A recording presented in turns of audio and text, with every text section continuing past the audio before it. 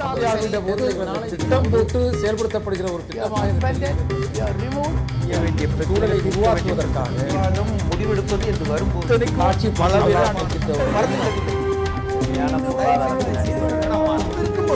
எதிர்த்து பேசிட்டு. வணக்கம். நேர்பட பேச்சு நிகழ்ச்சிக்கு உங்களை அன்போடு வரவேற்கிறோம். மதுரை உயர்நீதிமன்ற கிளையில் நேற்றும் இன்றும் ஒரு வழக்கில் தமிழக காவல்துறை அதிகாரிகளை பார்த்து உயர்நீதிமன்றம் பல சங்கடமான கேள்விகளை எழுப்பியிருக்கிறது. திருச்சியைச் சேர்ந்த தொழிலதிபரும் திமுக பிரமுகருமான KN ராமஜெயம் மர்மமான முறையில் மரணமடைந்த வழக்கில் 3 ஆண்டுகளாகியும் குற்றவாளிகள் கைது செய்யப்படவில்லை. இந்த வழக்கை ஏன் அவரது மனைவி தரப்பில் கோருவதைப் போல CBI விசாரிப்பதற்கு உத்தரவிடக்கூடாது என்று தமிழக காவல்துறையை பார்த்து நீதிபதி கேட்டிருக்கிறார்.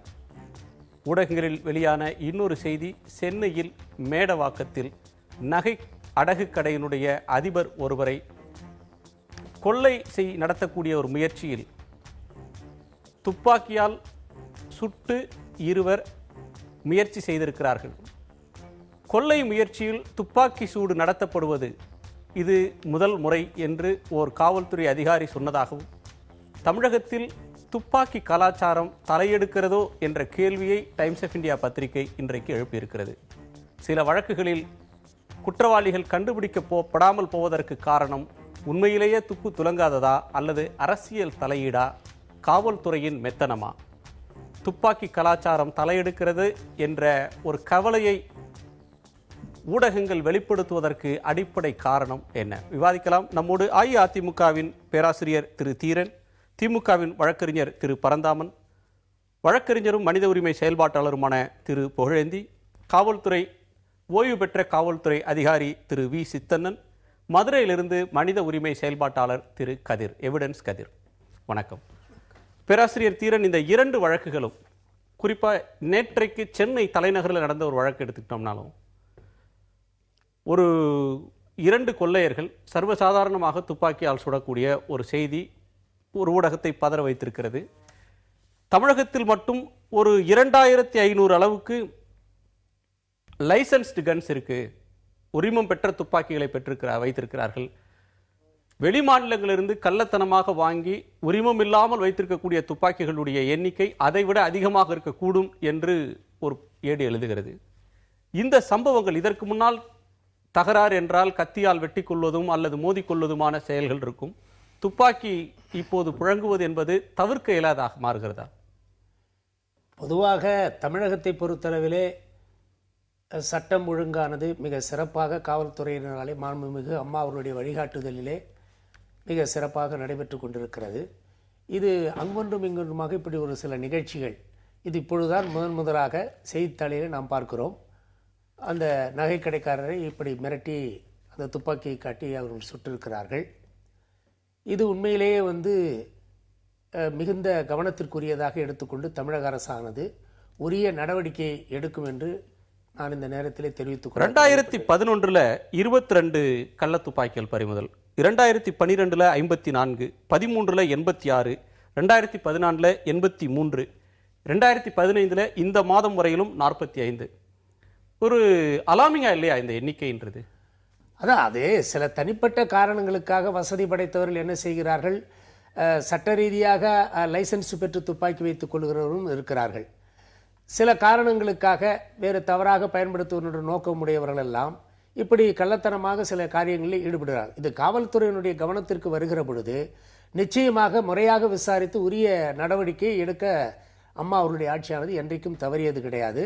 பொதுவாகவே மாண்புமிகு அம்மா அவர்கள் காவல்துறையை அதாவது கட்டுப்படுத்துவது கிடையாது. முந்தைய ஆட்சி காலத்திலெல்லாம் பார்த்தால் தலையீடுகள், அரசியல் தலையீடுகள் நிறைய இருக்கும். இல்ல, அரசியல் தலையீடு இல்ல, காவல்துறை உன்னிப்பாக இருக்கிறது. அதனுடைய உயர் அதிகாரிகள் நடவடிக்கை இது ஏற்புடையதா உங்களுக்கு திருப்புகளேன்?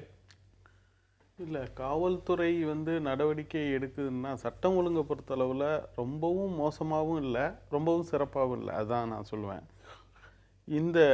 இந்த சம்பவங்களை பொறுத்தளவில் இன்னைக்கு ஏன் இது அதிகமாகிட்டு வருதுன்னா, இந்த கள்ள துப்பாக்கின்றது இது லைசன்ஸ் பெற்றவர்கள் வச்சுருக்காங்கன்னு வேற, எல்லாருக்கும் பாதுகாப்பு இல்லைன்னு ஒரு சூழ்நிலை வந்துருச்சு. இப்போ வாக்கிங் போனாங்கன்னா பாதுகாப்பு இல்லை, பாதுகாப்பு இல்லைன்னு சொன்னா அது சட்டம் ஒழுங்க அததான் யாரும் தன்னுடைய உயிரை எடுப்பதை பறித்து காப்பாற்றி விட முடியாது. ஆக ஒவ்வொரு நபரும் தன்னைத்தானே பாதுகாத்துக்கணும் அப்படின்னு நினைக்கிறாங்க. அதுக்கு லைசன்ஸ் வைக்க முடியாதவர்கள் இது மாதிரி கள்ளத்துப்பாக்கி வைக்க தொடங்கியிருக்காங்க. இதற்கு மிக முக்கிய காரணம் இப்போ கள்ளத்துப்பாக்கி வட மாநிலங்களில் தான் அதிகமாக இருந்தது. இப்போ வடநாட்டு இளைஞர்கள் இங்கே குவிய ஆரம்பிச்சதுனால பல பேர் அந்த இளைஞர்களுடைய தொடர்புல வட மாநிலங்கள்ல இருந்து வாங்குறாங்க. துப்பாக்கியில பெறுவது எளிதாகிறதுன்னு சொல்றாங்க. ஆமா ஆமா அது நாட்டு துப்பாக்கி. அது எல்லா துப்பாக்கியுமே சரியா செயல்படுன்னு சொல்ல முடியாது. அது செயல்படாத துப்பாக்கியை கூட பெரும்பாலும் இருக்கும். ஏன்னா சில பேர் இதை வணிகமாக ஏமாற்றி விற்கிறவங்களும் இருக்காங்க. அதே மாதிரி இந்த பக்கம் பார்த்தீங்கன்னா கிருஷ்ணகிரி பகுதிகளில் தொடர்ச்சியாக துப்பாக்கி கலாச்சாரம் அதிகமாக இருக்குது. இன்னைக்கு தருமபுரி பகுதிகளில் இப்போ இருக்கிற ஒரு சிபிஐ எம்எல்ஏ கூட பல கொலை வழக்குகள் இது மாதிரி துப்பாக்கியை பயன்படுத்தி கள்ள துப்பாக்கியை பயன்படுத்திய கொலைகள்லாம் பல இருக்குது. அங்கே தொடர்ச்சியாக கிட்டத்தட்ட துப்பாக்கியால் சுட்டு கொல்லப்பட்டவர்களே எண்ணிக்கை அதிகமாக இருக்குது அங்கே கிருஷ்ணகிரி தருமபுரி பகுதிகளில். அதனால இன்றைக்கு தமிழகத்தில் இந்த கள்ளத்துப்பாக்கி இதுன்றது இப்போ பெருகிட்டு இருக்கு. இதை தடுப்பதற்கு காவல்துறை உண்மையிலே தவறி இருக்கு அப்படின்றது தான் என்னுடைய இது. கள்ளத்துப்பாக்கி பெறுகிறது, காவல்துறை நடவடிக்கை எடுக்கல அப்படின்னு சொல்றது ஒரு சட்டம் ஒழுங்கு சார்ந்த ஒரு முக்கியமான ஒரு அம்சம் இல்லையா? இல்லை, சட்டம் ஒழுங்கு சார்ந்த பிரச்சனையாகத்தான் அது இருக்கிறது. இருந்தாலும் கூட தனிப்பட்ட முறையிலே சில பேர்கள் தங்களுடைய பாதுகாத்துக் கொள்வதற்காக இப்படி தவறான முறைகளிலே லைசன்ஸ் பெறாமல் அதற்கான முயற்சிகளில் ஈடுபடுகிற பொழுது அரசுக்கு ஏதாவது குழு கிடைத்தால்தான், ஒரு புலன் கிடைத்தால்தான் அவர்களாலே நடவடிக்கை எடுக்க முடியும். இல்லை என்று சொன்னால் இன்னாரிடம் நல்ல துப்பாக்கி இருக்கிறது, லைசன்ஸ் துப்பாக்கி இருக்கிறது, இன்னாரிடம் கள்ள துப்பாக்கி இருக்கிறது எல்லாம் கண்டுபிடிக்க முடியாது. எனவே சில பிரச்சனைகள் என்று வருகிற பொழுதுதான் காவல்துறையானது உரிய நடவடிக்கை எடுப்பதற்கான ஒரு வாய்ப்பு இருக்கிறது. எனவே இதை வைத்துக்கொண்டு சட்டம் ஒழுங்கு சீர்கட்டு விட்டது என்றெல்லாம் சொல்ல முடியாது. பொதுவாகவே தமிழகத்திலே இப்படிப்பட்ட கலாச்சாரங்களை தலையெடுப்பதை மாண்புமிகு அம்மா அவருடைய ஆட்சி என்றைக்குமே அனுமதிக்காது. உரிய நடவடிக்கை எடுக்கும் என்பதுதான் இதில் உறுதியிலும் உறுதி. கள்ள துப்பாக்கியை கண்டுபிடிக்கிறதுல முனைப்பு காட்டல நீங்க சொல்றீங்க, அப்படி சொல்ல முடியாதுன்னு மறுக்கிறார் பேராசிரியர் தீரன். இல்லை இதுல என்னன்னா பெரும்பாலும் காவல்துறையே கள்ளத்துப்பாக்கியை உருவாக்கி வச்சு பொய் வழக்கு போடுவதும் நடக்குது. இதில் இந்த கணக்கு காட்டுறதுல பார்த்தீங்கன்னா வெடிமருந்துகள் மட்டும் இல்லை, துப்பாக்கிகள் மட்டும் இல்லை, பல்வேறு பொய் வழக்குகள் நபர்கள் மீது போடக்கூடிய வழக்குகளாக பொய் வழக்குகள் போடுவதற்காகவே இவர்களே சில துப்பாக்கிகளை, அதாவது ஒன்றும் இல்லாத ஒரு நீங்கள் நக்கீரன் கோபால் மேலே ஒரு வழக்கு போட்டாங்க. அது உண்மையிலே அது சுடவே சுடாது, அந்த குண்டும் அதுக்குள்ளே போகாது. அது மாதிரியான ஒரு துப்பாக்கியை வச்சுக்கிட்டு அவர் மேலே பொடா வழக்கு போட்டாங்க. இது மாதிரி இன்னைக்கு தமிழகத்தில் போடப்படக்கூடிய பல்வேறு வழக்குகள் நீங்க பாத்தீங்கன்னா பெரும்பாலும் கலாச்சாரம் தவறான நபர்களால், சமூக விரோதிகளால் தலையெடுக்கிறது அப்படின்ற விவாதம் நீங்க வேற இடத்துக்கு அந்த விவாதத்தை எடுத்துட்டு போறீங்க. அதுக்கு காவல்துறையோட ஓய்வு பெற்ற அதிகாரி சித்தனன் தான் பதில் சொல்லணும். இதை தடுக்காம போனதுலயும் பங்கு இருக்கு, அதற்கும் உங்களுடைய பதில் சொல்லணும். தடுக்கல் என்ற குற்றச்சாட்டுக்கு இன்னொன்று, இதுக்கு மறைமுகமா காவல்துறையை ஊக்குவிக்குதுன்ற குற்றச்சாட்டை திரு புகழேந்தி சொல்றார். அதற்கும் உங்களோட பதில் என்ன? இல்லை, நண்பர் புகழேந்தி தவறாக சொல்கிறாங்க. அவங்களுக்கு இது போலீஸ்னா காவல்துறை என்ன பிடிக்காத நமக்கு தெரியல. எந்த கேஸ்னாலும் உடனே கேஸ் போடுவாங்க. ஒரு அரெஸ்ட் பண்ணனா அரெஸ்ட் தப்பாக, இல்லீகல் அரெஸ்ட்டு, இல்லீகல் கஸ்டடி அப்படிம்பாங்க. எங்கேயா ஒரு என்கவுண்டர் நடந்ததுன்னா அது ஒரு போலி என்கவுண்டர் தான் அப்படிம்பாங்க. தமிழ்நாட்டில் நடந்த அத்தனை என்கவுண்டருமே போலி என்கவுண்டர் தான் அப்படின்னு சொல்லி நண்பர் நிறையா கேஸ் போட்டிருக்காங்க. ஆனால் எல்லாமே பொய் கேஸு அல்லது பொய்யாக ஜோடிக்கப்பட்ட வழக்கு. இப்போ நக்கீரன் கோபால் வழக்கு சொன்னாங்க, துப்பாக்கி பொய்யா ஜோடிக்கு நாங்களே கொண்டு வச்சுட்டோம் அப்படின்னு சொன்னாங்க. நல்லா இவங்களுக்கு தெரிஞ்சிருக்கு, உங்களுக்கு நிறைய எவிடன்ஸ் இருக்கு, இல்லை சொல்ல முடியாங்க இல்லையா? அழகா வழக்கு பதிவு, ஒரு நீதிமன்றத்தில் வழக்கு பதிவு செய்து வாபஸ் வாங்கிருச்சு, அந்த வழக்கை வாபஸ் வாங்கிருச்சு. இல்ல இல்ல இல்ல, நீங்க ஒரு சமூக ஆர்வலர் என்ற முறையில் அந்த வழக்கை நீதிமன்றத்துக்கு எடுத்து சென்று அந்த பொய்யாக வழக்கு பதிவு செய்த காவல்துறை அதிகாரி மீது நடவடிக்கை எடுத்திருக்கலாமே. நீங்க சொன்ன போலி என்கவுண்டர் வழக்கு சொல்லி எத்தனை வழக்கில் நீங்க வெற்றி அடைந்தீர்கள்? எல்லா கேஸ்லயுமே இல்ல இல்ல இதெல்லாம் ஜெனுவனா நடந்த போலீஸ் மோதல் தான் தவிர, ஸ்பட் ஆஃப் தி மொமெண்ட் நடந்த ஒரு இன்சிடென்ட் தவிர இது போலி என்கவுண்டர் அப்படிங்கிறது சொல்ல முடியாது. எல்லாமே ஜஸ்டிஃபைடு தான் அப்படின்னு சொல்லி தான் நண்பர் தொடுத்த அனைத்து வழக்குலையும் சொல்லியிருக்காங்க. அதனால போலீஸ் ஒரு வழக்குல சாட்சியம் கிடைக்கலங்கிறதுக்காக வேண்டி ஒரு ஆயுதத்தையே பொய்யான ஆயுதத்தையே வச்சு ஜோடிச்சாங்க அப்படிங்கிற சொல்றது. போலீஸுக்கு எதிரான வழக்குகள்ல என்கவுண்டர்ல இருந்தாலும் சரி, அல்லது போலீஸ் நேரடியா நடத்துற துப்பாக்கி சூடுகள், அது மாதிரியான நடவடிக்கைகள்னாலும் சரி, தென் மாவட்டங்கள் நடந்த சில துப்பாக்கி சூடுனாலும் சொல்லுங்க. காவல்துறையோ அல்லது அது தொடர்பாக அமைக்கக்கூடிய விசாரணை கமிஷன்களோ போலீஸ் செய்தது சரி அப்படின்னு சொல்றதை எப்படி ஆந்திரா என்கவுண்டர்ல ஆந்திரா போலீஸ் வந்து உண்மையிலே நடந்தது என்கவுண்டர் தான் சொல்லுதோ, அதே மாதிரி ஒரு நிலை தானே தமிழ்நாட்டில் எல்லா சம்பவத்தையும் பாக்குறோம். இந்த ஆட்சி அந்த ஆட்சி இல்லை நண்பரே, நான் வந்து இந்த ஆட்சி அந்த ஆட்சி சொல்ல வரலாங்க. நீங்க அந்த மாதிரி சொல்ல வந்தீங்கன்னா, போலீஸ்ல நாங்க ஒரு என்கவுண்டர் பண்றோம் இல்ல ஒரு ஆக்ஷன் எடுக்கிறோம், போலீஸ் கஸ்டடியில் ஒரு வயலன்ஸ் நடக்கு, ஒரு டெத் நடக்கு, ஒரு ரேப் நடக்குது, ஒரு என்கவுண்டர் நடக்கு அப்படின்னு சொன்னா, நாங்க யூஸ் பண்ண ஒரு ஃபோர்ஸ் யூஸ் பண்றதால ஒரு பிரச்சனை வந்தது அப்படின்னா அதை விசாரிச்சு ஜஸ்டிஃபைடு நியாயம் என்று சொல்வது நாங்கள் அல்ல. 176 சிஆர்பிஎஸ்ல எக்ஸிகியூட்டிவ் மேஜிஸ்ட்ரேட் தான் விசாரிச்சு என்னன்னு சொல்லணும். அதுல 2010ல 8ல கொண்ட அமெண்ட்மெண்ட் பிறகு 2011ல இந்த 2 கற்பழை சம்பந்தப்பட்ட 2 பேர் கோயம்புத்தூர் வந்தாங்க, ஒரு என்கவுண்டர் நடந்தது இல்லையா, அந்த வழக்குல இருந்து பரமக்குடி கேஸ்லயும் அதான் நடந்தது. திருப்பதி என்கவுண்டர்லயும் கூட நீங்க சொல்ற அந்த மேஜிஸ்ட்ரியல் என்கொயரியில குறிப்பா என்ன வருதுன்றது இனிமேதான் பார்க்கலாம். இதுவரையிலும் வந்து திருப்பதி அது போலீஸுடைய அத்துமீறல்னு சொன்னதா பரந்தாமன் இந்த கேஸ்ல நான் சொல்ல வரது என்னன்னா, பேசலாம். சில வழக்குகள்ல துப்பு துலங்கல, சில வழக்குகள்ல முடிவுக்கு வரல, முடிவு உடனடியா கிடைக்கல அப்படின்றத பொறுத்து மட்டுமே ஒரு மாநிலத்துல சட்டம் ஒழுங்கு கெட்டுருச்சு அப்படின்னு சொல்ல முடியுமா? இல்ல, அதாவது வந்து ரேர் கேஸ்ல சில எக்ஸெப்ஷன்ல வந்து ஒரு துப்பு தொலங்கலன்னு சொல்றது வந்து திருட்டு வழக்குகள்ல நம்ம ஏத்துக்கலாம். ஒரு கொலை வழக்குன்னு வரும்போது அல்லது வந்து ஒரு மர்டர் ஃபார் கெயின் வரும்போது அதுல துப்பு தொலைக்க முடியல அப்படின்னு சொல்றது காவல்துறை சொல்றது அது ஏற்றுக்கொள்ள முடியாத ஒரு சம்பவமா தான் நான் கருதுறேன். நான் இப்போ ரெண்டாவது வந்து இப்போ இன்னைக்கு வந்து இப்போ இந்த கன் கல்ச்சரை பற்றி நம்ம பேசிட்டு இருக்கோம். அதில் ஐயா தீரன் அவர்கள் சொன்னது மாதிரி காவல்துறையினுடைய கவனத்துக்கு வந்த பிறகு அதை வந்து முறையாக விசாரித்து செய்வாங்க. அது வராத வரைக்கும் ஒன்றும் பண்ண முடியாது. நிறைய பேர் கள்ள துப்பாக்கி வச்சிருக்கிறாங்க, அது யார் வச்சிருக்காங்க எங்கன்னு கண்டுபிடிக்க முடியாதுன்னு சொல்கிறார். அது நல்ல ஒரு கருத்து தான். ஆனால் நான் என்ன கேட்குறேன்னா, இப்போது ஏதோ இன்னைக்கு காலையில் அல்லது நேற்று நடந்த இந்த சம்பவத்துக்காக மட்டுமே கள்ள துப்பாக்கி திடீர்னு வெளியில் வந்ததாக ஒரு தகவல் கிடையாது. ஏற்கனவே 2012 வந்து கீழ்கட்டளையும் பெருங்குடியிலும் வந்து பேங்க் ராபரிக்கு வந்து இதே தமிழ்நாட்டில் வந்து துப்பாக்கி கலாச்சாரத்தை பயன்படுத்தியிருக்கிறாங்க. அதுக்கு உடனே என்கவுண்டர் நடந்திருக்கு. என்கவுண்டர் நான் என்ன சொல்றேன்னா, என்கவுண்டர் நடந்தது, அது தீர்வல்ல. நான் என்ன சொல்றது, கள்ள துப்பாக்கி எப்படி வருகிறது ட்ரேஸ். ஏன்னா இதெல்லாம் வாங்குறதுக்குங்கிறது ஒரு ட்ரேடிங் மார்க்கெட்டிங் ஒரு குறிப்பிட்ட ஒரு நபர்கள் இருப்பாங்க. அது காவல்துறை நினைச்சாங்களா கண்டுபிடிக்க முடியும். அப்படி அங்கே தவறிய காரணத்தினால தான் மறுபடியும் இப்போ 2014 நவம்பர் மாசத்துல இதே மாதிரி ஒரு இன்சிடென்ட் அண்ணா நகர் நடந்தது. இதெல்லாம் நான் ஏன் சொல்றேன்னா, காவல்துறையோட கவனத்துக்கு வந்தாதான் செய்ய முடியும்னு ஐயா சொல்ற மாதிரி சொல்றாங்க இல்லையா. இது ஏற்கனவே இந்த மாதிரியான சம்பவங்கள் நடந்திருக்குது. இப்போ இன்னைக்கு நீங்க சொல்ற அதே டைம்ஸ் ஆஃப் இந்தியா பத்திரிகையில இன்னொன்னும் ரெஃபர் பண்ணியிருக்காங்க. மினிஸ்ட்ரி ஆஃப் ஹோம் அஃபேர்ஸ் வந்து ஒரு அறிக்கையை தாக்கல் செஞ்சிருக்கிறாங்க. அதில் என்ன சொல்றாங்கன்னா, இந்த ஜனவரி 2015 பொறுத்த வரைக்கும் கிட்டத்தட்ட தமிழ்நாடு தான் டாப் மோஸ்ட் ரேங்க்ல இருக்கு இன்னைக்கு மற்ற மாநிலங்களை விட இந்த வெப்பன்ஸை சீஸ் பண்ண வழக்குகள்ல. இது எதை நோக்கி வெப்பன் சீஸ் பண்றது, அந்த ரிப்போர்ட் வரதேன்றது என்னன்னா முறையா செய்யறாங்கன்னு அர்த்தம் இல்ல. இந்த அளவுக்கு வரக்கூடிய அளவுக்கு அந்த சீஸ் பண்றது ஒரு தீர்வாயிராது சார். நான் என்ன கேட்கிறேன், சீஸ் பண்றீங்க, அந்த சீஸ் பண்ண அந்த நபர்கிட்ட இருந்து அது எங்க வாங்கினா எப்படி வாங்கினான்ற போய் அதை வந்து கிராஸ் ரூட்ல அருவருக்கிறதுக்கு அரசாங்கம் என்ன நடவடிக்கை எடுக்குது. இன்னொன்னு, இதே மதுரவாயில் பகுதியில் ஒரு கல்லூரி மாணவன், இங்கே நம்ம நண்பர் புகழேந்தி சொன்னது போல இன்றைக்கு வடநாட்டை சேர்ந்தவர்கள் எல்லாம் இன்றைக்கு இங்கே தமிழ்நாட்டில் இலகுவாக வர கட்டட தொழிலுக்கு வருகிறார்கள், பிற தொழிலுக்கு வருகிறார்கள். அதை குறை சொல்ல முடியாது. இல்ல சொல்ல முடியாது, வர வேண்டியதுதான். வந்தாரை வாழ வைக்கிற தமிழ்நாடு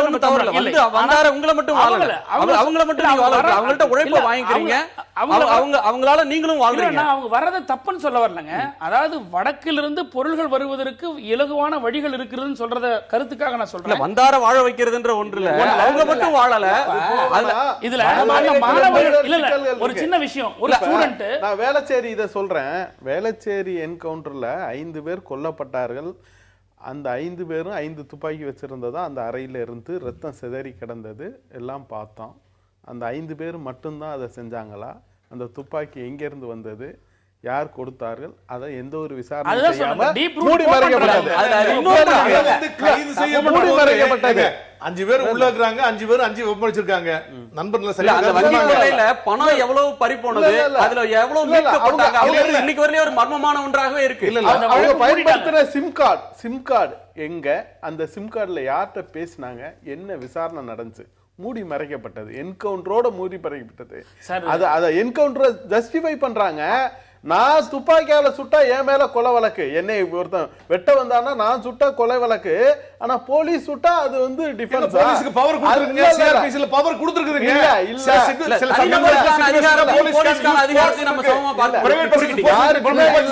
அத நீதிமன்றம் தான் நிரூபிக்க முடியும். நீதிமன்றத்துல நிரூபிக்கணும். போலீஸுக்கு பவர் சிஆர்பிசி போட்ட வழக்குல நீதிமன்றம் தான் நீங்க சொன்ன வழக்கு சரி.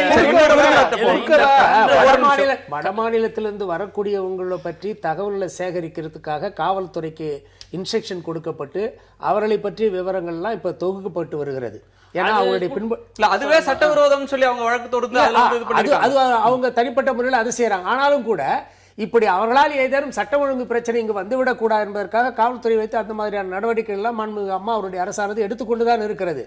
அதனால இந்த மாதிரி நடக்கிற நிகழ்ச்சிகளை வைத்துக்கொண்டு நாம பொதுவாகவே சட்ட ஒழுங்கு கெட்டுவிட்டதாக முடிவு செய்து விடக்கூடாது என்பதான். ஏன்னா நவீன முறைகள்ல குற்றங்கள்லாம் நடக்க ஆரம்பிச்சிருச்சு. நம்ம பேசலாம், அதை பற்றி தொடர்ந்து பேசலாம். கதிர், இதுல ஒரு முக்கியமான அம்சத்தை வந்து திரு பரந்தாமன் வெளிப்படுத்தி இருக்கிறார்.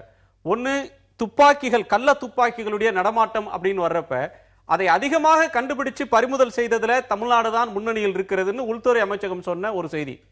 இதுல காவல்துறையோட முனைப்பான நடவடிக்கை இது அப்படின்னு சொல்லி அதை பாராட்டுறதா, அல்லது இவ்வளவு நடமாட்டம் எப்படி இங்க வந்தது அப்படின்றத வேற ஒரு ஆய்வோட பார்க்க வேண்டிய அவசியம் இருக்கிறதா?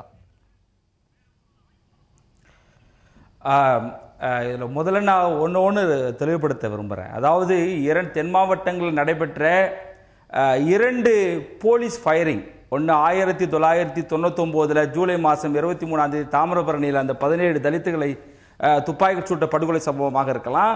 2011 அந்த செப்டம்பர் 11 7 பேர் கொன்ற சம்பவமாக இருக்கலாம்.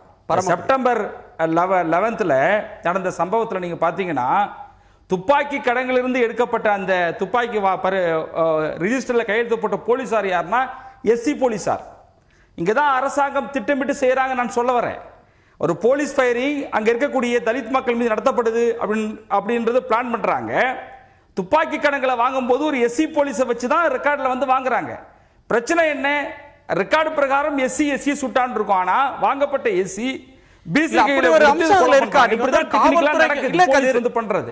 காவல்துறை அதிகாரிகளுக்கும் அந்த போராட்டக்காரர்கள் அல்லது அந்த ஊர்வலத்தில் வந்த மக்களுக்குமான ஒரு மோதல், அந்த மோதல்ல போலீசார் சுட்டார்கள் அப்படின்ற அம்சம் தான் ஊடகங்கள்ல வந்திருக்கு. இதுக்கு நீங்க வேறொரு ஒரு சாயம் இல்ல, முதல்ல வேறொரு அடையாளத்தை அதுக்கு தரணும். இது ரிஜிஸ்டர்ல ஆய்வு இல்ல, கண்டிப்பாக ஆய்வுபூர்வமாக நாங்கள் ஆய்வு செய்த அடிப்படையில் அது எல்லாம் எங்களுடைய எவிடன்ஸ் இருக்கு. எவிடன்ஸ் இல்லாம நான் பேசவில்லை. யார் துப்பாக்கியை அந்த கடைகளிலிருந்து பெற்றார்கள் என்ற சம்பவத்தை விட்டு தான் சொல்றேன். நான் துப்பாக்கி அப்படியே இருந்தாலும் கூட விஷயங்கள் நாம் பார்க்க வேண்டியதாக இருக்கு. தென் மாவட்டங்கள்ல நான் முடிச்சுக்கிறேன் சார். தென் மாவட்டங்கள்ல கடந்த 2013, 14, 15 இங்க இருக்கக்கூடிய தலித் ஆக்டிவிஸ்ட் துப்பாக்கி லைசன்ஸ் கேட்டு கிட்டத்தட்ட ஒரு 45 பேர் வந்து மனு கொடுத்திருக்காங்க. இதுவரை ஒரு ஆக்டிவிஸ்டுக்கு கூட துப்பாக்கி கொடுக்கல அரசாங்கம். ஆனா நான் என்ன சொல்றேன், பிசினஸ் மேனுக்கு கொடுக்கறான், தொழிலதிபருக்கு கொடுக்கறாங்க. அப்ப என்ன நடந்துகிட்டு இருக்கு? இங்க உயிர் பயம் இருக்கக்கூடிய ஆக்டிவிஸ்ட் துப்பாக்கி கேட்டு போடுறாங்க, அதெல்லாம் ரெஃப்யூஸ் பண்றாங்க அரசாங்கங்கள். இங்க இதுதான் பிரச்சனையே. நீங்க ஒன்னு ஃபயரிங் அப்படின்னா அது காஸ்ட் ரிலேட்டட். இங்க 95% ஃபயரிங் யார் மேல இருக்குன்னா தலித்துகள் மேல நடந்திருக்கு. இந்த என்கவுண்டர் யார் மேல நடந்திருக்குனாக்க மிகவும் பிற்படுத்தப்பட்ட மக்கள் மீது நடந்திருக்கு.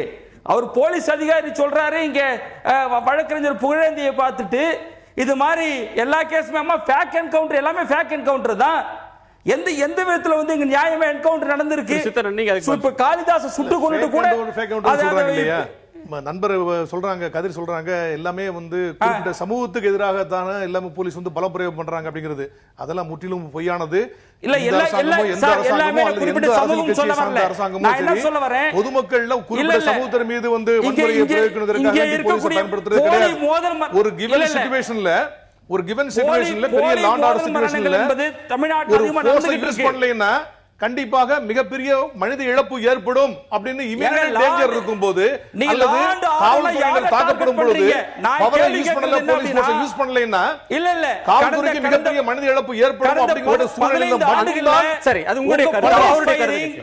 ஏன் சார் உங்க போலீஸ் துப்பாக்கி சூட்டா இல்ல உங்க போலி துப்பாக்கி தோட்டா வந்து ஏன் வந்து சாதி பார்த்து சுடுதுன்றதான் கேள்வி. இது தவறான கருத்து. அந்த மாதிரி குறிப்பிட்ட சமூகம் இது மிக மோசமான கருத்து. அந்த மாதிரி ஒரு கருத்தே கிடையாது. தவறான முன்னுதாரணம் ஆயிடும். ஏன்னா தவறான சாதிக்காரங்க வந்து துப்பாக்கி கேக்குறாங்க, அதை கொடுத்துறோம்னு வச்சுக்கோங்க. அத பார்த்து இன்னொரு சாதிக்காரர்கள் என்ன பண்ணுவாங்க, நம்ம கையிலேயே துப்பாக்கி இருக்குன்னு சொல்லுவோம். ஆக இன்னைக்கு அப்ப அதை அனுமதிக்க ஆரம்பித்தால் என்ன ஆகும் என்று சொன்னால், ஒவ்வொருத்தரும் துப்பாக்கியோட அலைவான். அங்கங்க சாதி சண்டைகள், மத சண்டைகள்லாம் அதிகமா தான் பெருகும். இல்ல ஏற்கனவே தமிழ்நாட்டுல வந்து துப்பாக்கி உரிமங்கள் வந்து முதல்ல கொஞ்சம் ஈஸியா கொடுத்துட்டு தான் இருந்தாங்க. ஒரு 10 வருஷத்துக்கு முன்னாடி தமிழ்நாட்டுல சில குறிப்பிட்ட பிரிவினருக்கு இடையே வந்து அதிகப்பட்ட ஜாதி முறை நடக்க ஆரம்பிச்ச பிறகு இப்ப டோட்டலா ரெஸ்ட்ரிக்ட் பண்ணிட்டாங்க. இப்ப நீங்க லைசென்ஸ் இப்ப நீங்க இப்ப போய் லைசென்ஸ் அப்ளை பண்ணுங்க சார், நீங்க வாங்க முடியாது. நீங்க திருநெல்வேலியில 2 ஆண்டுகளுக்கு முன்னால் ஏராளமானவர்களுக்கு அப்படி தந்திருக்காங்க. என்கவுண்டரை பொறுத்த அளவுல ஒரே ஒரு விளக்கம் என்னன்னா, இப்ப கொல்லப்படுவார் இருக்கார் இல்லையா, யார் கொல்லப்படுறாரோ அந்த சாதியை சேர்ந்த காவல்துறை தான், அதே சாதியை சேர்ந்த காவல்துறை தான் சுட்டதாக எல்லா இடங்கள்லயும் பதிவு செய்யப்படுது. காவல்துறை அப்படி பண்ணவே இல்ல. ஆதாரம் இருக்கா? நீங்க இது இந்த காவல்துறை மோதல் சூடு அப்படின்னு சொல்லி வர்றப்ப ஒரு ஜாதி முத்திரையை நீங்க குத்த பாக்குறீங்க. தப்பான முன்னுதாரணமா பலரால் பார்க்கப்படும். இல்ல நான் வந்து ஆதாரபூர்வமாக நான் சொல்றேன், 95% என்கவுண்டர்கள் அதே சாதியை சேர்ந்தவர்கள் பண்ணியதாகத்தான் வழக்கு உள்ளது. அதுல எந்த ஒரு கருத்து ஒரு ஊர்வலமோ ஒரு மிகப்பெரிய போராட்டமோ நடக்கும் போது அந்த கட்டுப்படுத்தல் கொண்டு வர்றதுக்காக வேண்டி அந்த சமூகத்தை சேர்ந்த சில அதிகாரிகளை பயன்படுத்தினால் ஈஸியா பேச முடியும் அப்படிங்கிற சொல்லுவாங்க. ஆனா என்கவுண்டருக்கு போய் அதை பயன்படுத்துறது மிக தவறான ஒரு கருத்து. அது உண்மை. சட்ட ஒழுங்கு நிலைநாட்டுவதுதான் நீங்கள் நோக்கம். ஒரு மனிதனுடைய உயிரை பறிப்பதற்கு சட்டத்தை தவிர வேற யாருக்குமே இல்ல யாருக்குமே இல்ல. அத வந்து அத கூட உச்ச நீதிமன்றம் நம்ம ராமஜெயம் வழக்குக்கு வரலாம். ராமஜெயம் வழக்கு அதாவது ஒரு முக்கியமான ஒரு அரசியல் பிரமுகராக திருச்சி இருக்கக்கூடிய ஒரு முன்னாள் அமைச்சருடைய தம்பி, அவருடைய மரணம் அப்படின்றது வந்து ஒரு மர்மமான முறையில் கொலை செய்யப்பட்ட ஒன்று. அதுல ஏன் இந்த நாள் வரையிலும் துப்பு தொலங்கல, அதற்கு ஏன் சிபிஐ விசாரணைக்கு நீங்க ஏன் ஒப்படைக்கல, ஏன் முன்னேற்றம் இல்லைன்னு நீதிபதி அடுக்கடுக்கான பல கேள்விகளை எழுப்பி இருக்கிறார். அது தொடர்பாக நாம் விவாதிக்கலாம். பேராசிரியர் தீரன், தமிழ்நாடு காவல்துறைக்கு சில புகழாரங்கள் எப்போதும் சூட்டப்படுறது உண்டு. ஸ்காட்லாந்து யார்டுக்கு இணையானது, துப்பு துலக்கிறதுல மர்மமான பல வழக்குகளில் துப்பு துலக்கின போலீஸ், மிக திறமையான அதிகாரிகளை கொண்ட ஒரு படை அப்படின்ற பேர்லாம் இருக்கு. ஆனால் ராமஜெயம் வழக்கு அப்படின்னு வர்றப்ப அந்த அனைத்தையுமே ஒரு கேள்விக்குறியாக்குறது மாதிரியான விஷயங்கள் இருக்கு. மார்ச் 2012 படுகொலை செய்யப்படுறார். 3 மாதம் கழித்து அந்த வழக்கு சிபிசிஐடிக்கு ஒப்படைக்கிறாங்க. ஜூன் 22 ஒப்படைத்த பிறகு 7 நாட்கள் கழித்து அதனுடைய ஐஜி மஞ்சுநாதா சொல்றார், சிபிசிஐடி குற்றவாளிகளை வெகு விரைவில் பிடித்துவிடும் சொல்றார். 3 ஆண்டு ஆகிடுச்சு, இன்னைக்கு வரலையும் அந்த வெகு விரைவுன்றது வரவே இல்லை. இது போலீஸோட இயலாமைன்னு பொருள்படாதா? இது எப்படி காவல்துறையுடைய இயலாமையாகும்? அதாவது இந்த வழக்கை பொறுத்தளவில் அது எதற்காக செய்யப்பட்டது? ஏன்னா அவர் ஒரு தொழிலதிபராக இருக்கிறாரு. எந்த இடத்துல இருந்து அவருக்கு வந்து பகை வந்தது, எப்படி இதற்காக நம்ம திட்டமிட்டு செய்தாங்கன்றதுக்கெல்லாம் அந்த சம்பவம் நடந்த இடத்துல இருக்கக்கூடிய பொதுமக்கள் ஏதாவது ஒரு குழு கொடுக்கணும். இல்லை அவங்க குடும்பத்தை சேர்ந்தவங்களாவது எங்களுக்கு இன்னார் மேலே சந்தேகமாக இருக்குது, இவங்கெல்லாம் மிரட்டினாங்க, இவங்கெல்லாம் வந்தாங்க போனாங்க அப்படின்னு ஏதாவது ஒரு குழு கொடுக்கணும். காவல்துறை வந்து வெத்தலையில மை தடவி கண்டுபிடிக்கிற மாதிரிலாம் கண்டுபிடிக்க முடியாது. அதுதான் நீதிபதியே கேட்கிறாரு. நீங்க வந்து ஏன் ஒரு அறிவியல் பூர்வமான விசாரணையை நீங்க பண்ணல? அறிவியல் பூர்வமாக விசாரித்தால் தான் குற்றவாளிகளை கண்டுபிடிக்க முடியும். இந்த வழக்கில் தற்போது தடயங்கள் அளிக்கப்பட்டிருக்க வாய்ப்பு இருக்கிறது, எனவே உங்களுக்கு அவகாசம் தர முடியாதுன்னு நீதியரசர் நாகமுத்து சொல்றார். இல்ல காவல்துறையானது அறிவியல் பூர்வமா இப்ப யார் அவங்களோட செல்போன்ல தொடர்பு கொண்டிருக்கிறாங்க அப்படின்றதெல்லாம் ஆய்வு செய்யாமல் இருக்க மாட்டார்கள். முறையாக அவர்கள் விசாரித்து இதற்கு உரிய தண்டனை வழங்கப்பட வேண்டும் என்பதற்காக அவர்களுக்கு முறையான விசாரணையில் தான் இவங்க ஈடுபட்டு இருக்கிறாங்க. சில நேரங்களில் அதில் காலதாமதமாகிறது. அவங்க குடும்பம் வந்து வேண்டுமென்றே அலட்சியம் காட்டுகிறது போலீஸ் அப்படின்னு சொல்றாங்க. நிச்சயமாக கிடையாது. ஏன்னா இது போன ஆட்சியில் ஒன்றா அது மாதிரி நடந்திருக்கலாம். தா கிருஷ்ணன் வந்து கண்டுபிடிச்சிருக்கணுமே இந்த நேரம். இல்ல நான் என்ன சொல்றேன்னா, தா கிருஷ்ணன் வந்து நடைபயணம் இது காலையில் வாக்கிங் போகும்பொழுது அவர் கொலை செய்யப்படுறார். ஊர் உலகத்துக்கே தெளிவாக தெரியும் அவர் அதுக்கு யார் காரணம், யார் பின்புலம் எல்லாம் தெரியும். ஆனாலும் கூட அதில் கூட வந்து முறையாக வந்து விசாரித்து அவர்களுக்கு உரிய தண்டனை வாங்கி தரப்படவில்லை. அதோடு மட்டுமல்ல, அதிமுக ஆட்சி தான் இருந்தது. அப்ப அதிமுக ஆட்சி தான் இருந்தது. அப்ப அதிமுக ஆட்சியில காவல்துறை சிலரை கைது செய்தது. அப்போ வந்து நீங்க எப்படி அத நடவடிக்கையை எடுக்கல, கண்டுக்காம விட்டாங்கன்னு சொல்லுவீங்க? இல்லையே, மேல்முறையீடு செய்வதற்காக உச்ச நீதிமன்றத்தில் போகும்போது அவங்க 90 நாட்களுக்குள்ள மேல்முறையீடு செய்திருக்கணும். போன ஆட்சியில் அதை செய்ய தவறிட்டாங்க. அதுல உரிய குற்றவாளிகளை அந்த வழக்குல கைது செய்த அந்த வழக்குல குற்றவாளிகளை கைது செய்த போலீஸ் இந்த வழக்குல ஏன் குற்றவாளிகளை கைது செய்யல? குற்றவாளிகளை வந்து கைது செய்ய தப்பிக்கிற அளவுக்கு தான் அவங்க நிலைமை எல்லாம் மாறிச்சு அன்னைக்கு திமுக ஆட்சி காலத்துல. ஒரு கருத்து மாறுபடுறேன். அதாவது வந்து போலீஸ் வந்து வெத்தலையில மை தடவி பார்க்கணுமான்ற ஒரு கேள்வி கேட்டிருக்காரு. இல்ல அப்படி சொல்ல, இல்ல அது மாதிரிலாம் கண்டுபிடிக்க முடியாது. ஊகங்களுடைய குழு கொடுத்தாதான் அதன் மூலமா தான் அவங்க விசாரிச்சு போலீஸ் வந்து நடவடிக்கை எடுக்க முடியும். க்ளூங்கிறது வந்து தானா போலீஸ் மடியில வந்து விழாது. அந்த க்ளூங்கிறது அதாவது இந்த வழக்குல வந்து கொலை நடந்த பிறகு அந்த அதிகாரியில ஒரு அதிகாரி வந்து அப்பவே பேட்டி கொடுத்திருக்கிறாரு.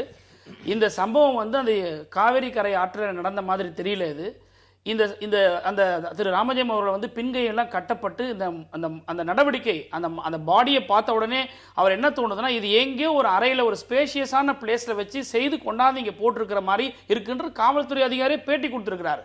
ஆக இவங்கெல்லாம் என்ன பண்ணுறாங்கன்னா, இப்போ வந்து இது வந்து தடயம் இல்லை, துப்பு இல்லை, நமக்கு வந்து ஒரு க்ளூ இல்லைன்னு சொல்லிட்டு காவல்துறை உட்காந்துருக்கிறது நியாயமாகாது. நான் என்ன கேட்குறேன், ஒரு சின்ன கொஸ்டின். இப்போ இன்றைக்கு வந்து நீதிமன்றத்து வரைக்கும் அந்த பாதிக்கப்பட்ட குடும்பத்தில் இருக்கவங்க வந்து நீதிமன்றத்துக்கு சென்று இன்னைக்கு சிபிஐ விசாரணை வேணும்னு சொல்லி கேட்குறாங்க. இன்றைக்கு மதுரை கிளையில் வந்து இன்னைக்கு அதை வந்து ரொம்ப ஸ்ட்ராங்காக வந்து அதிகாரிகள் மேலே காவல்துறை மேலே ஒரு புல் டவுன் பண்ணியிருக்குது நீதிபதி அவர்கள். நான் என்ன கேட்குறேன், இப்போ திரு ராமஜெயம் அவர்கள் எந்த சூழ்நிலையில் அவர் வந்து கொலை செய்யப்பட்டார்ன்றதை நம்ம பார்க்கணும் நாட்டு மக்களுக்கு. அவர் வந்து இந்த கவர்மெண்ட் வந்த பிறகு லேண்ட் கிராபிங் கேஸ் போட்டு அவரை கைது செய்யப்பட்டு பிறகு ஜாமீனில் இருக்கும்போது தான் அந்த கொலை செய்யப்படுகிறார். ஏன்னா சில ஏதோ வந்து எடுத்தோம் கவுத்தோன்னு சொல்லிட்டு ஏதோ ஜஸ்ட் லைக் தட் ஒரு கொலை நடந்துச்சு, அந்த விசாரணை நடக்கிறன்ற மாதிரி நம்ம சொல்ல முடியாது. இப்போ இந்த அரசாங்கம் என்ன பண்ணிருக்கணும்னா, இவங்க சரி இது ஒரு அரசியல் கட்சியில் இருக்கக்கூடிய ஒரு மிகப்பெரிய ஒரு புள்ளி அல்லது மிகப்பெரிய ஒரு கட்சி பின்பலத்தில் இருக்கக்கூடியவர், தங்கள் மேல எந்த விதமான ஒரு களங்கமும் வந்துடக்கூடாதுன்னா என்ன பண்ணிருந்த நாட்டினுடைய முதலமைச்சர் சரி சிபிஐக்கு நான் மாத்திரன்னு சொல்லி தானா முன் வந்து செஞ்சிருந்தாங்களா, அப்ப எந்த விதமான ஒரு சந்தேகமும் இந்த அரசாங்கத்து மேல வராது. இந்த போலீஸ் வந்து உண்மையிலேயே செயல்படுதா இல்லையாங்கிற ஒரு பார்வை மக்கள் வந்து அவங்களுடைய தீர்மானத்துக்கு போயிருந்திருக்கும். இதை ஏன் அரசாங்கம் இது வரைக்கும் சிபிஐ கொடுக்கிறதுக்கு என்ன அவங்களுக்கு ஒரு பெரிய ஒரு கௌரவ பிரச்சனையை நடத்துறாங்க? நீதி நிலைநாட்டப்பட வேண்டியது அரசாங்கம். இதுல இவர் சொல்றத நான் ஒத்துக்கிறேன். ஆனால் சிபிஐ என்ன சொல்லுது, எங்களுக்கு ஏற்கனவே வேலைப்பளு அதிகமாக இருக்கிற காரணத்தினால நாங்கள் இதெல்லாம் ஏற்றுக்கொள்ள முடியாது, எனவே சிபிசிஐடிக்கு வந்து நீங்க இன்னும் கூட கால அவகாசம் நீதிமன்றம் விரும்பினால் மாநில அரசு விரும்பினால் இரண்டு தருணங்கள் சிபிஐக்கு வழங்க தானா கொடுக்கலாம், இல்லன்னா அரசாங்கத்தோட விருப்பத்தை மீறி கோர்ட் ஆர்டர் போடலாம். இதுல வந்து ஜனவரி மாதம் 23ஆம் தேதியே அவருடைய மனைவி நீதிமன்றத்துக்கு போறாங்க, சிபிஐ விசாரணைக்கு உத்தரவிடுங்கன்னு சொல்லி. இப்போ உங்களால 3 ஆண்டு காலத்துல விசாரிக்க முடியல அப்படின்ற பட்சத்துல தாராளமா விசாரிச்சுக்கன்னு சொல்றதுல என்ன தயக்கம்? இல்ல அதுல சில நடைமுறை சிக்கல்கள் இருக்கும். அதனால வந்து அவங்க வந்து சிபிசிஐடி மூலமாவே அதை கண்டுபிடிக்கலாம்ன்ற ஒரு அடிப்படையில தான் வந்து அவங்க இருப்பாங்க. இது வரைக்கும் வந்து இல்ல அட்லீஸ்ட் அவருடைய ஆட்சியாளர் வந்து அதற்கான நடவடிக்கை கதிர் குறுக்கிடுறார். ஒரு நிமிஷம், இப்ப கதிர் குறுக்கிட்டீங்க திரு கதிர். சார், இதுல நீதிமன்றம் ரொம்ப கடுமையாக விமர்சனம் செஞ்சிருக்காங்க. பிரிட்டிஷ் ஆங்கில ஆட்சி காலம் மாதிரி விசாரணை நடந்துகிட்டு இருக்கு, என்னங்க இவ்வளவு விரைவாக நடத்தப்படலைன்றதான் சொல்றாங்க. சிபிஐ மேல என்ன சொல்றாங்கன்னா, ஒரு மாசம் வேணா அவகாசம் கொடுக்கின்றாங்க. போலீஸ் சாதாரண போலீஸ் விசாரணை பண்ண வேணாம்னு சொல்லிட்டு தான் சிபிசிஐடி கேட்டாங்க. இப்ப சிபிசிஐடி நான் என்ன சொல்ல வரேன் அப்படின்னா, சிபிசிஐடி என்பது ஆளுங்கட்சிக்கு கைப்பாவையா தான் இருக்கு, அதுல எந்த மாற்று கருத்து கிடையாது. அவர் சொல்றாரு என்பது வெத்தலையில போட்டு போலீஸ் பார்ப்பாங்களானாக்கா இதெல்லாம் பொறுப்பற்ற ஒரு பதில். அது ஒரு கொலை நடந்திருக்கு, மிக கொடூரமான ஒரு கொலை, அது கண்டுபிடிக்கக்கூடிய காவல்துறை இன்னைக்கு ரொம்ப மோசமா இருந்து யார் கண்டுபிடிக்க முடியலன்னு 3 வருஷம் ஆயிடுச்சு நீதிமன்றம். இதை விட சிபிஐ மாத்தலாம், சிபிஐ என்ன பண்ண போறாங்க அடுத்த கட்ட விஷயங்கள். அதனால இது காவல்துறை ரொம்ப வெக்கப்பட வேண்டிய விஷயம். ஒரு குற்றவாளியை கூட கண்டுபிடிக்க முடியல. இன்னைக்கு சாட்டலைட் மொழிப்பை 20 என்கவுண்டர் அந்த ஆந்திரா இதுல இன்னைக்கு விமர்சனம் பண்ணிருக்காங்க. சாட்டலைட் மூலமா கண்டுபிடிக்கலாம்னு சொல்றது, சயின்டிபிக் இன்வெஸ்டிகேஷன் நீங்க பண்ணலன்னு சொல்லிட்டு சொல்றாங்க. ஜட்ஜி சொல்றாரு சயின்டிபிக் இன்வெஸ்டிகேஷன் கிடையாது, சைக்காலஜி இன்வெஸ்டிகேஷன் கிடையாது, லீகல் இன்வெஸ்டிகேஷன் கிடையாது, தீரன் எடுத்த உடனே குடும்பத்தினர் வந்து ஒத்துழைப்பு கொடுக்கலன்றார். இது என்னது? இது இப்படி இருக்கும்? குடும்பத்தினர் ஒத்துழைப்பு கொடுக்க சொல்ல முடியுமா? செய்ய முடியுன்றதுக்காக போலீஸோட பணி ரொம்ப சில அந்த இடத்துல இருக்கிற பொதுமக்களும் ஏங்க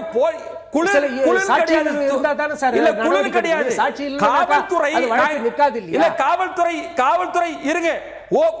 முன்னாள் முதல்வர் ஓ பன்னீர்செல்வத்துடைய தம்பி ஓ ராஜா வழக்கு இப்ப நாங்க நடத்திக்கிட்டு இருக்கோம் நீதிமன்றத்தில். பாருங்க, சம்பவம் நடந்த அந்த பையன் ஒரு தலித் பூசாரி என் சாவுக்கு வந்து ஓ பன்னீர்செல்வத்தின் தம்பி ஓ ராஜாதன் எழுதி வச்சு செத்து போனாரு. அது சார்ஜ் ஷீட் போடுறதுக்கு 30 மாதங்கள் எடுத்துக்கிட்டாங்க.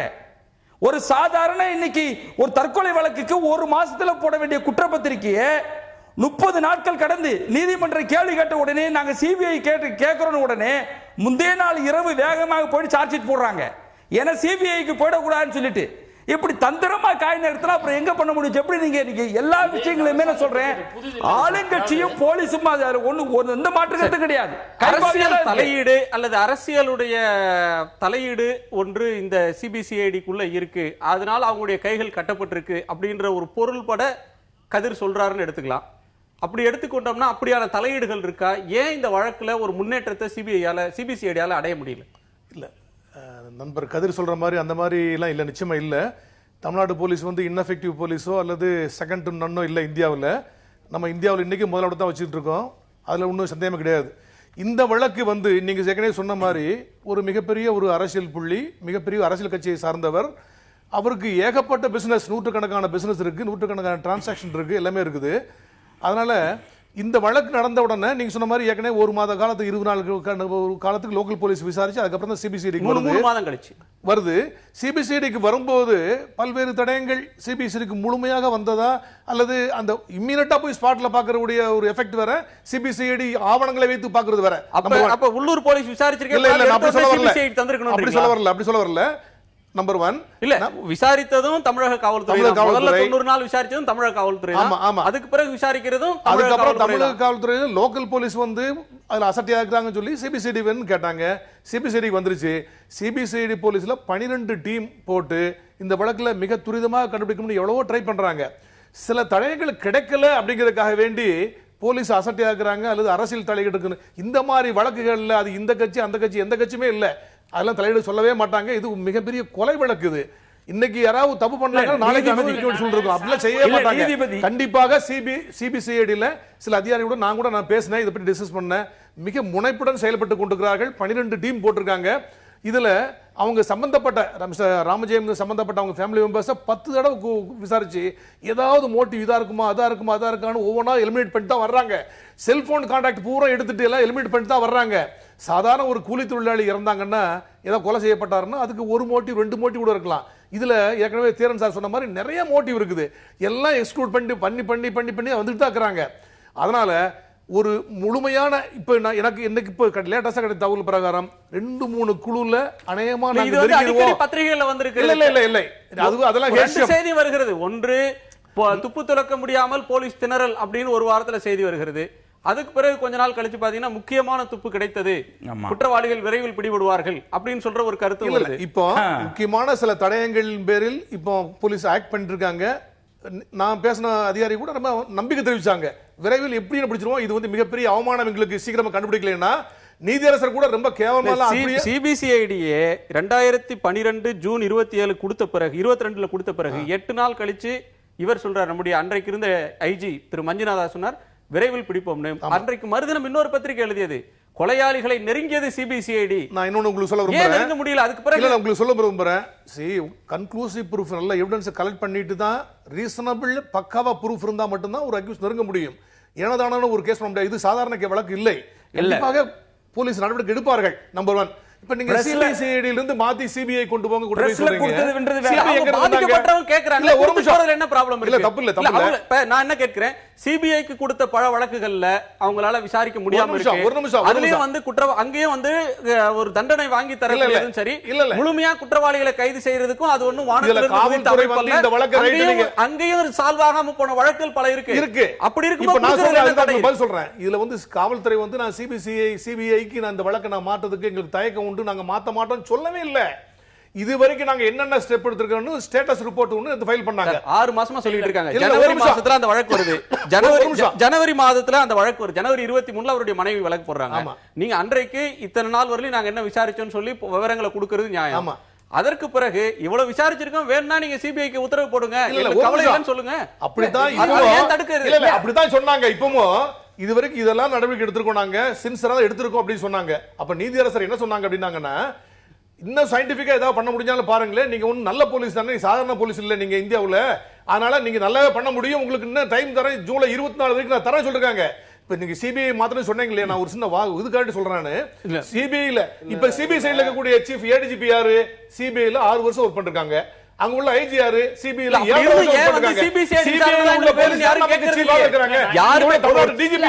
ஒரு சர்ச்சைக்குரிய வழக்கு வரும்போது சிபிசிஐடி விசாரிக்கட்டும் கேக்குறது இல்ல, பரவாயில்ல நீங்க விசாரிக்காதீங்க, சிபிஐ விசாரிக்கட்டும் கேட்கிற ஒரு போக்கு இருக்கு. நான் புகழேந்திட்ட கேட்கிறது இந்த இதே வழக்கு சிபிஐ 3 மாதங்களுக்கு முன்னால் இந்த வழக்குல இன்றைக்கு திரு நாகமுத்து விசாரிச்சிருக்கிறார். இதுக்கு முன்னாடி விசாரித்த நீதிபதி திரு சத்யநாராயணா ஒரு கருத்து சொல்றார், 3 ஆண்டுகளாகியும் இதுல விசாரணையில முன்னேற்றம் வரலையேன்னு பாதிக்கப்பட்டவங்க தரப்புல கேட்கிறப்ப அவர் சொல்றாரு, என்ன செய்யறது, சில வழக்குகள் இப்படித்தான் அப்படின்ற கருத்து சொல்றாரு. சில வழக்குகள்ல எந்த நோக்கமும் இல்லாம, எந்த விதமான தலையீடும் இல்லாமல், எந்த நோக்கமும் இல்லாம கூட இயல்பாகவே துப்பு கிடைக்காம போறதுக்கு வாய்ப்பே இல்லையா? இல்ல, கண்டிப்பா எல்லா வழக்குகளையும் துப்பு இல்லாம இருக்காது. இந்த ராமஜெயம் வழக்குல கிட்டத்தட்ட அது ஒரு அறையில தான் நடந்ததுன்றதுக்கான எல்லா வித எவிடன்ஸும் இருக்கு. அவ்வளவு கொடூரமாக அவரை கொலை பண்ணியிருக்கான்றதுக்கு பல்வேறு எவிடன்ஸ் இருக்கு. ஆனா தமிழக காவல்துறை ஒரு திறமையான காவல்துறை இல்லை என்பதை நான் குற்றம் சாட்டுறேன். ஏன்னு கேட்டீங்கன்னா, நீங்க சொல்லும்போது நான் சொல்லும்போது இல்லையா, நீங்க உங்க கட்சியோ யாரு கட்சியை நான் சொல்ல, இன்னைக்கு ரொம்ப வழக்குகள்ல அதாவது புலன் விசாரணை செய்து கண்டுபிடிக்க முடியாத வழக்குகள் ரொம்ப வழக்குகள் இருக்கு. ராமஜெயம் வழக்கு மட்டும் இல்ல, பல்வேறு பாலியல் வன்முறை கொலை வழக்குகள் கூட பல்வேறு வழக்குகள் இருக்கு. சங்கரசுப்பு பையன் வழக்குகள் இருக்கு. அதே மாதிரி இன்னொன்னு சொல்றேன், அதுக்கு பின்பு ஒரே நிமிஷம்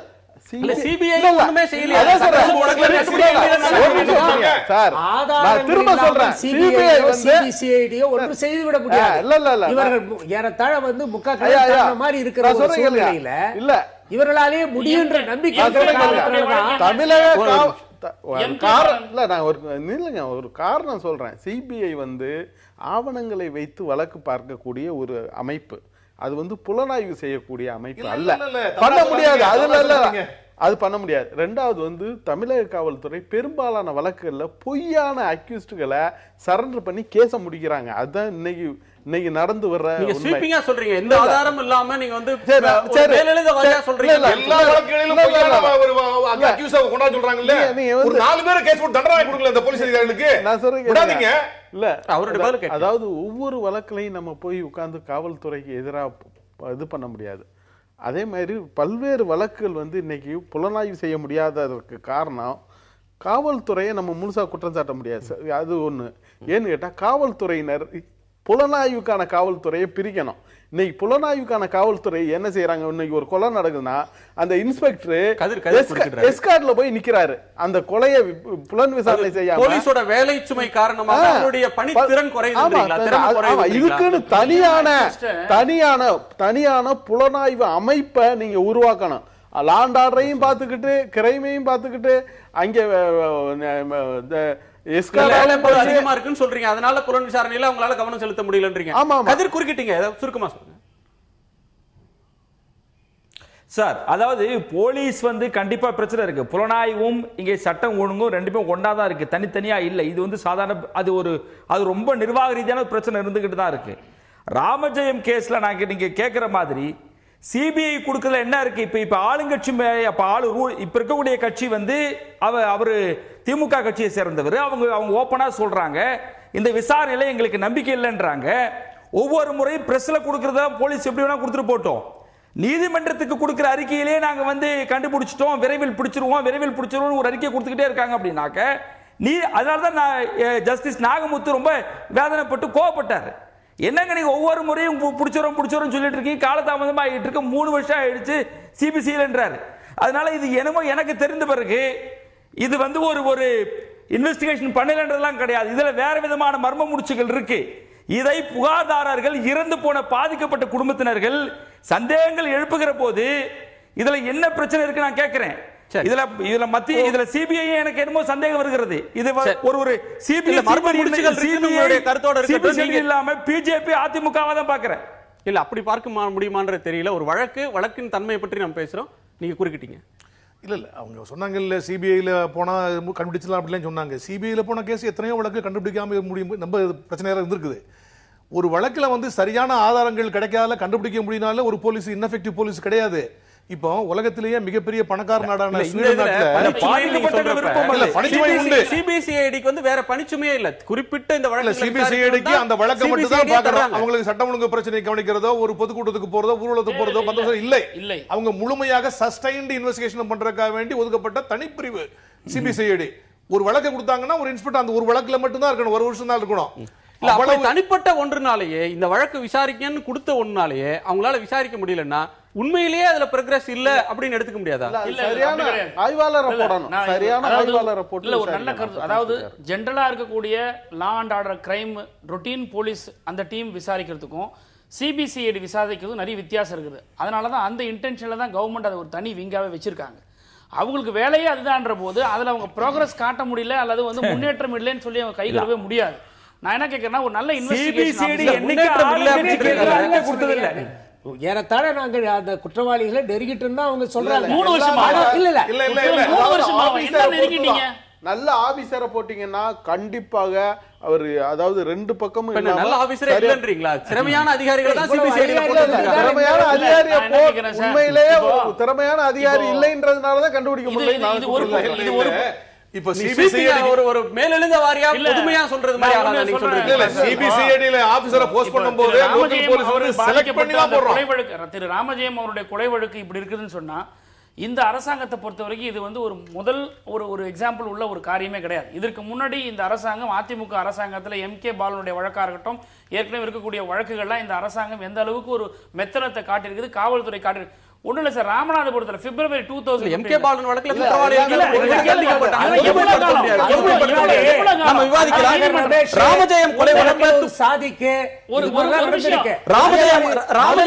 ராமஜெயம் கொலை வழக்குல துப்பு தரக்கூடிய நிருபர்கள் வந்து எரித்துக் கொல்லப்பட்டதெல்லாம் இருக்கு. இல்ல நான் ஒன்னு சொல்றேன், அதெல்லாம் என்ன நடவடிக்கை நடத்தினாங்க?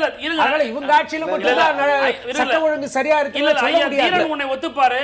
தினகரன் வழக்கு வந்தபோது எங்களுடைய தலைவர் முதலமைச்சரா இருக்கும்போது யாருமே கேட்கறதுக்கு முன்னாடி உடனடியே அவரே சொல்லிட்டார், நான் இதை சிபிஐக்கு கொடுக்கிறேன், ஏன்னா எங்களுடைய குடும்பத்தில் சம்பந்தப்பட்டவங்க இருக்கிறாங்க, இந்த சப்ஜெக்ட்ல நான் வந்து ஒரு நடுநிலையான ஒரு இன்வெஸ்டிகேஷன் வரணும், நான் சிபிஐக்கு கொடுக்கிறேன்னு சொல்லி எரித்துக் கொல்லப்பட்ட 3 பேருக்கு என்ன நியாயம் கிடைச்சது? இல்ல நியாயம் குற்றவாளிகளுக்கு என்ன தண்டனை கிடைச்சது? தண்டனை ஒண்ணுமே இல்லையே.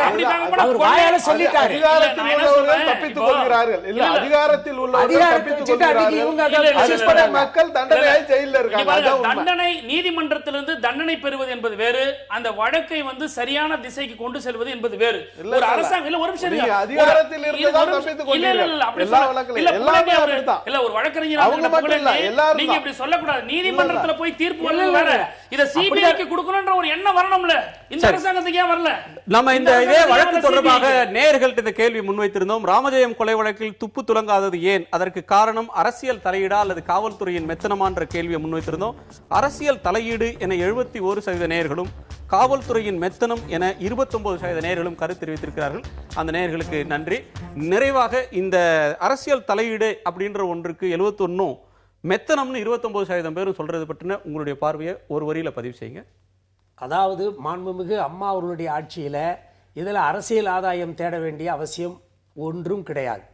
அதோடு இந்த வழக்கில் முறையாக விசாரித்து குற்றவாளிகளை கண்டுபிடித்து உரிய முறையில் அவர்களுக்கு தண்டனை பெற்று தருவதற்கான அனைத்து முயற்சிகளையும் மாண்புமிகு அம்மா அவருடைய வழிகாட்டுதலில் காவல்துறையானது எடுக்கும். உங்களுடைய சுருக்கமா ஆட்சிக்கு வந்த உடனே ஜெயலலிதா அவங்க சட்டசபையில் சொன்னாங்க, கொள்ளையர்கள்லாம் ஆந்திராவுக்கு போயிட்டாங்கன்னு சொல்லிட்டாங்க. இம்மீடியட்டாக அவங்க எம்எல்ஏ வீட்டில் தான் கொள்ளை நடந்தது. ஒன்று. ரெண்டாவது, இந்த கவர்மெண்ட் இந்த 4 வருஷத்தில் சட்டம் ஒழுங்கு பற்றி கவனம் செலுத்துறது காரணம் என்னன்னா, அவங்க வழக்கு பற்றி கவனம் செலுத்துறாங்க.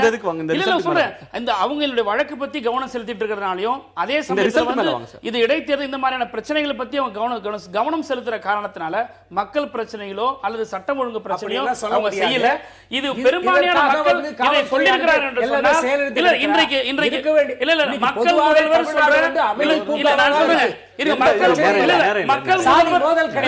முதல்வர் மக்களுடைய அரசாங்கம்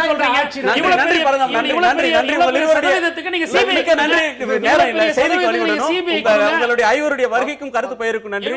மீண்டும் சந்திப்போம். நன்றி, வணக்கம்.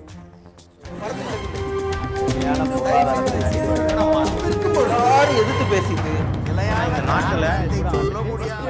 வழியை தவிர ஆட்சி பல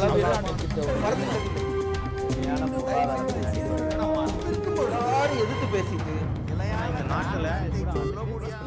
வழியை தவிர மக்கள் தங்களுடைய பங்களிப்பை அளிக்க வேண்டும்.